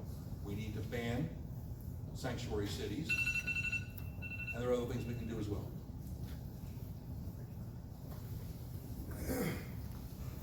It's even worse than what John just said. I represent a whistleblower by the name of Tara Rhodes, who was working for, still works for the Inspector General's agency, the most powerful, one of the most powerful agencies in federal government. She volunteered to go help do casework for immigrant children. And what has she learned? That the Biden administration is taking these immigrant children and handing them over to sex traffickers and paying them for that. That's what our federal government is doing today, and that's got to end. And I'm doing my little part by helping my client Tara. I've taken her to a grand jury down in Florida that Governor DeSantis convened. And I've taken her to Jim Jordan's Judiciary Committee. So not much. I don't think much we can do with state senators, but I'm doing my part as an attorney. I do think this is a federal issue, and I think all the states need to work together to help our federal government solve this. You know, it's huge issues, we all know it, and these people want to come to America for a reason, that American dream. And I think the harder we work in making our government, make do business, the more those people are gonna wanna come here because there's opportunities for them. So, I feel like a plan that I've heard that works, and I think we need to get behind, if you come into this country with legal documentation, passport, visa, asylum, or whatever, you need to leave this country within 1 year and go across the border and come back in. That way, you have your identification, that's who you are. If you're wanted for something, we have you right there at our border patrol, and we can do something with you then. If you haven't done that, when you get stopped and you don't have documentation, you don't have your citizen, then we can deal with you then. So, we gotta come up with a plan, but we don't have one. So, that's one that I've heard that may have some validity to it. Thank you. It's largely a federal issue. On the federal level, you've got to build the wall, and you've also got to get some judges in place that can speed up the process. Right now, we've got folks that are waiting we've got the court dates out 5, 6, 7 years, and so that's part of the issue. I think from the state perspective, all the options are on the table. We've got to make sure that we are helping, and the federal government's not going to secure our border, or there are opportunities to do that. We've seen some other states engage in some of that work. When it comes to employers, make sure that we're employing folks that are legally able to, whether it's through an H-2A program or whether it's through some type of lawful employment. And because the tax resources that are taken away, unfortunately, whether it be for our roads, whether it be for our school system, or other avenues, are hurting those folks within our communities. And I'm all for immigration the legal way, and we've got folks that are in line, and we need to honor that line. I feel like I have to say it. One guy wanted to build a wall, one guy didn't want to build the wall, one guy built an economy, the other guy destroyed it. I know which guy I'm picking, kind of thing. It is very much a state issue right now, right? Because the Biden administration is using the Department of Homeland Security and the Department of Justice to bus illegal immigrants from border states all across the United States. And it's time to start pushing them back out. There's a White House right down the road. If that's where he would like to bring all the illegal immigrants that he invited across the country, then he can take them and he can help them. He's got a few mansions across the rest of the nation, more than welcome to. And oh, by the way, they're not coming here with any sort of ID. So in states like Virginia, where you're not required to have an ID to vote, guess who's voting? And guess whose names they're using, right? There are common sense laws that we need to enact as state senators to make sure that we're bringing integrity back to our elections, to make sure that we're bringing integrity back to our state, and also make sure that we're holding the federal government accountable for the stupid decisions they make. You said ideology earlier, it's idiotology, right? That's what's happening in our country right now, and it's very much our job as elected state officials to push back on the federal government and say no. Surely it's a multifaceted problem. What first comes to my mind is the incompatibility of open borders and a welfare state. Welfare state causes plenty of problems even before you take into consideration illegal immigration. We invite them here, not me, but that's effectively what happens. You get a free education, free medical care, and you name it. I'll tell you that story about another son. He moved out of the house, he went into the hospital for a week-long stay, came out with a $20,000 or $30,000 medical bill. Now, if he had self-identified as an illegal alien, they would have forgiven it, but he had to pay it off, and he did. The system does offer opportunities for the state to improve things. We have worked on a piece of legislation that basically would just provide information to the community through a government agency that has the capacity to do that, to inform the locality of the cost when the federal government is considering relocating illegal aliens into the community. It's a commission or a committee that's people you would recognize, people from the schools and so on. Now, there's very little of that goes out. I don't think there's much interest in knowing the cost. But believe me, we're paying for it dearly. The cost of having a school full of English language learners is astronomical, and we're paying for it. If they be enter the country illegally, you should leave, period. If you want to enter the country legally, there's a process to do that. If the process is slow, then the federal government can speed that process up. The small hotel Northrop Royal, I've been told that more than one bus has been dropped off toward midnight, which people have gotten out that are illegal.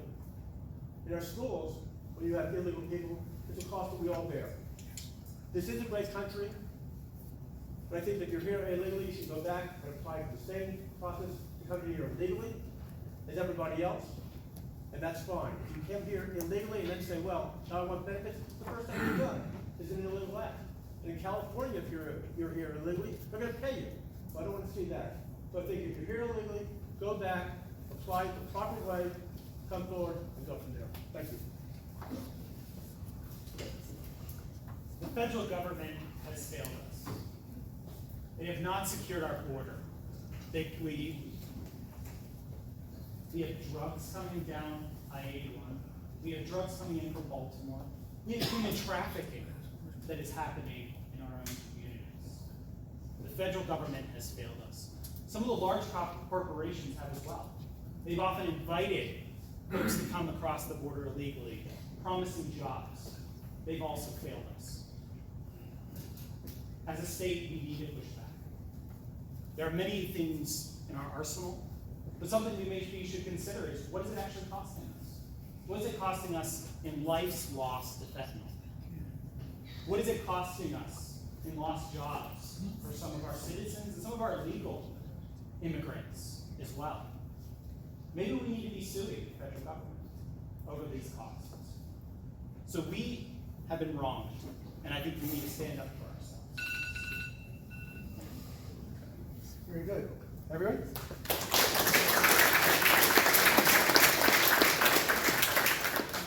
At this point, we're going to start having closing arguments. We'll start from this side, 2 minutes. But as chairman, and I've done many moderations of campaigns, or I should say panel discussions, and one question I always ask is, are you a dog or are you a cat person? So please include that in your closing statement. We need 15 more seconds to answer that question. Those of you who know Frank the Wonder Eagle can probably answer that better than I can. Tonight's been a fun night, and I thank each and every one of you for showing up. For our representative republic, for our national experiment to work, the citizens need to be involved. Far too often, people only get involved in federal issues because they think they're the most sexy. I will tell you right now, as fun, this is not a weird word, but as fun as federal issues can be to talk about, what happens at the state level, what happens at the local level is just as important. So thank you to each and every one of you for coming out here. Each and every one of us are going to be asking for your vote. I have, and so will the other 7 up here. It comes down, again, to this. Who talks and who does? Who do you want representing you? Do you want the man who has cut the size of government, who has gotten family-friendly legislation through, and who has made positive change? Or do you want people who will talk to you a good story? You want people who will talk to you a good story? Don't vote for me. I'm not your guy. I thank you for your time and ask you for your vote and your support. God bless. And your question, oh, that's right, you started it off. Sorry. Have you ever been to my social media page and you see Yes. Frank all over me? You should know.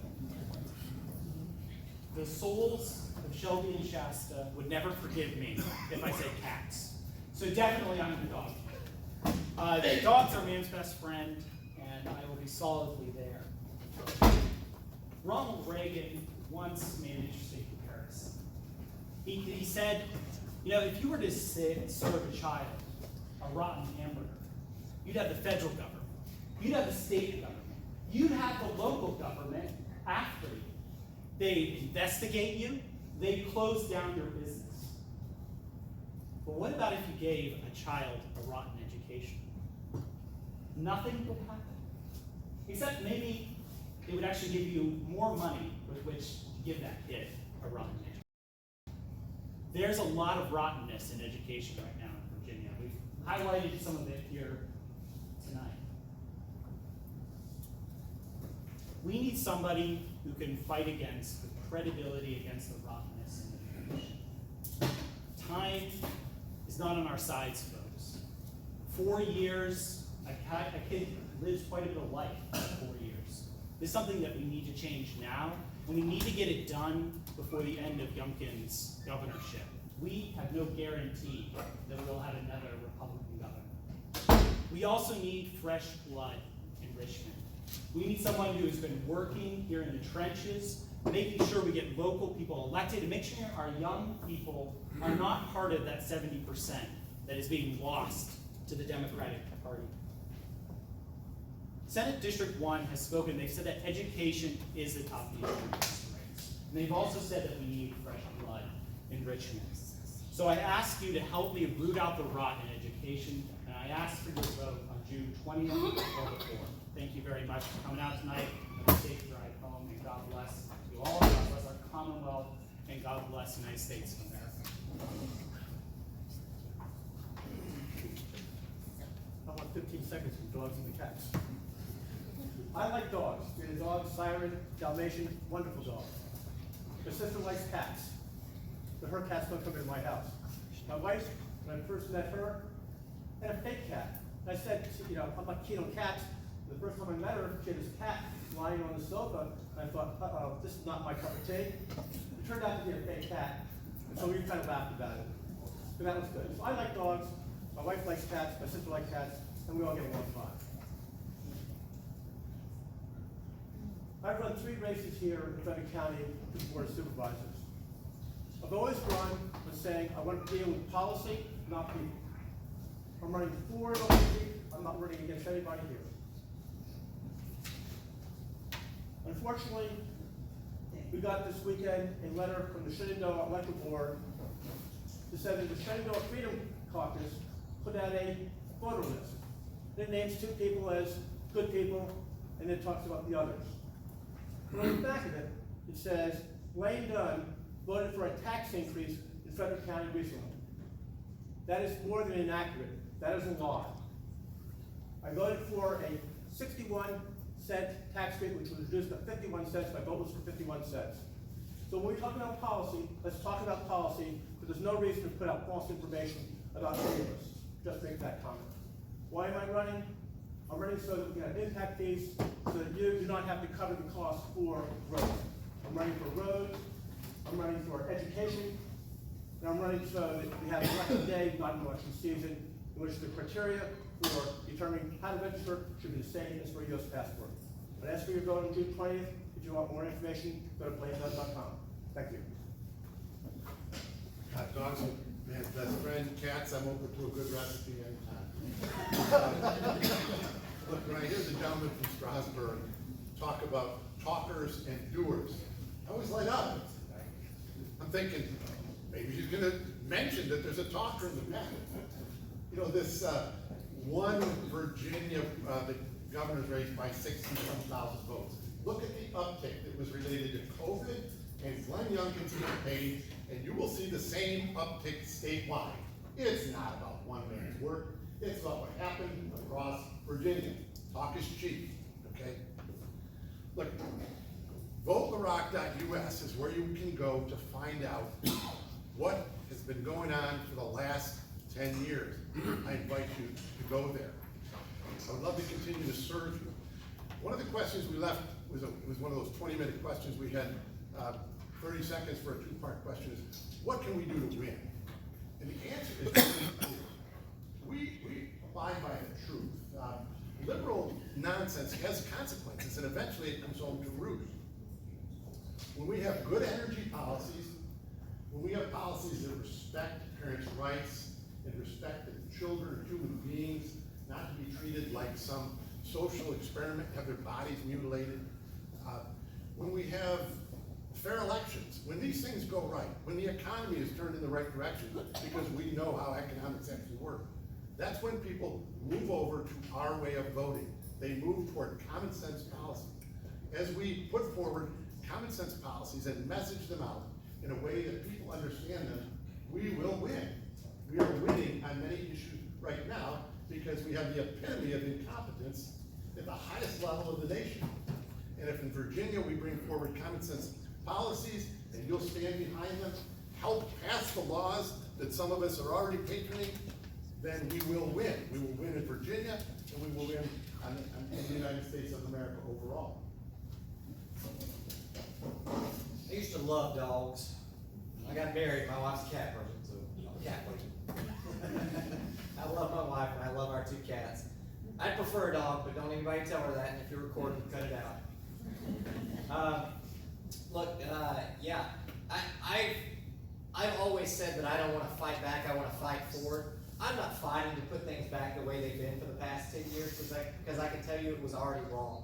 2020 came around and it showed us what was happening across the state government, across the federal government, and we woke up and we decided we wanted something different. I told Glenn Youngkin when I was campaigning for lieutenant governor, and I was there with him on victory night, and I said, Glenn, it wasn't a winning campaign and it wasn't Republicans that pushed you into victory.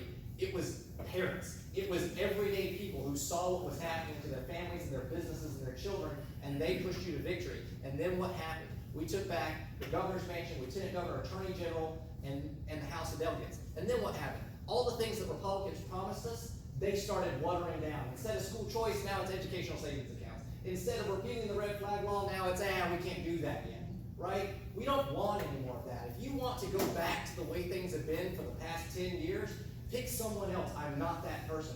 I have a passion for changing the way that we're doing things in government. I have a passion for giving things back to the people because I'm one of those people. I have promised to only run for 2 terms in the Senate because I have no inkling to become a career politician. And I believe if we had more people like that in government, we'd all be a little bit better off. Thank you. Appreciate the time. I'm a dog person because I've never seen a cat work on a farm, so there's something there to put into use there. I think most of us probably agree on 90% of what the other people said tonight. And so as constituents, you are looking to elect someone based upon their policy. We've talked about policy tonight, but you're also looking to elect someone based upon their track record, their experience, and their ability to get things done.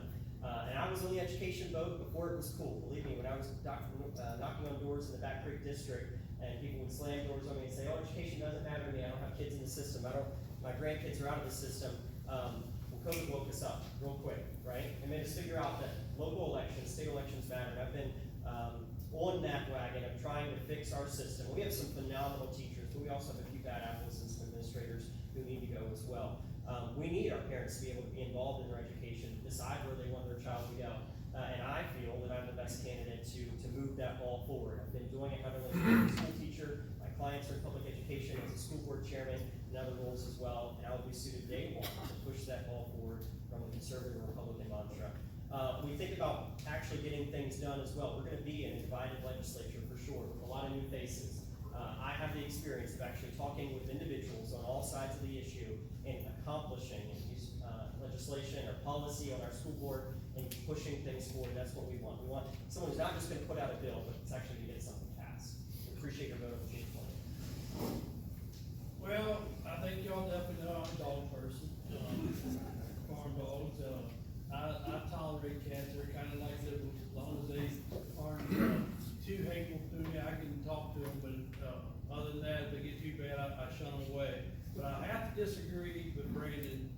I've had some good Mausers on my farm, and they help keep the rodent control down. So I don't really know if it's talking about cats and farms there. So, but I want to say that, I think I'm going to be a little bit different than the rest of the candidates. I'm going to Richmond to get things done for this district, but I know to do that, I got to interact with other politicians, other citizens. We can't leave this district and think we're going to do it on our own. And I feel like I'm the one who can connect with other people around this state. I seem to be pretty social in my community, and so far, and when I go there, when I've been there visiting our elected friends there, I seem to be able to fit in pretty good with them and talk with them. So I think that's what I offer. I think we talked about a lot of good things here tonight. I think we realize there's a lot that we could talk about more, but there's a saying in agriculture, you gotta make hay when the sun's shining. I think the Lord's shining the sun down on me right now. I want to go to Richmond and make hay in this district, in this state, and bring results back here that we can live with. And I love the people of this district. It means everything to me to be able to represent you all. And I plan on going to do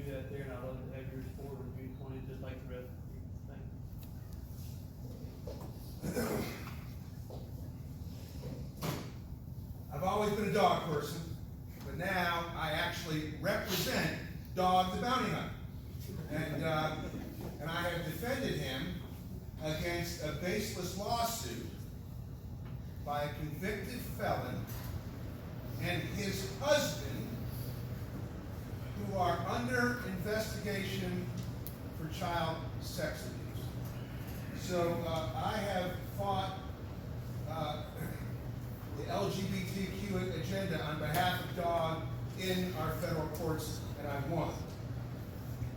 Moving on to the other woke stuff that's going on in my world in Shenandoah County and in here. So 3 years ago, George Floyd happened, and what did the school board do in Shenandoah County, a 70% Republican county? The school board on a 5-1 vote voted to retire the name of my alma mater, Stonewall Jackson High School, along with Ashby Lee Elementary School. So I fought them tooth and nail before the school board. I threatened their budget from the Board of Supervisors, which was not very popular, but I took the principled long-term position to say, this has got to stop. It didn't stop. I took it to the Supreme Court as a private attorney. Lost there, of course, so we still don't have Stonewall, but we took back 3 board seats 2 years ago.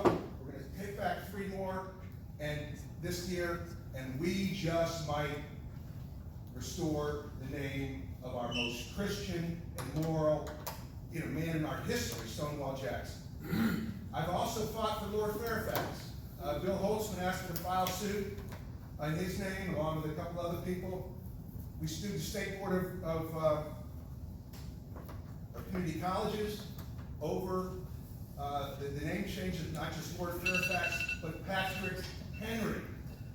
They got rid of Patrick Henry. Of course, Lord Fairfax was the surrogate father, after his father died at age 11, of the very guy we're trying to replace in the Virginia General Assembly. A guy who served in the House of Burgesses from 1758, probably about 1762, I believe, and represented all of these counties, all 5 counties, George Washington. I would be proud to represent the people in the tradition of George Washington. I've been fighting for the little guy. The establishment does not want me in Richmond. Now, where's my United States Marine Corps hat? He's got the money in. God bless him. Thank you. Semper Fi, everybody, and Empty it before you give it back. get out to vote. Yes, Charlie, if you don't mind taking the money out, and thank you, Brad, for allowing us and finishing off this afternoon, or this evening. Everybody, let's give him a round of applause.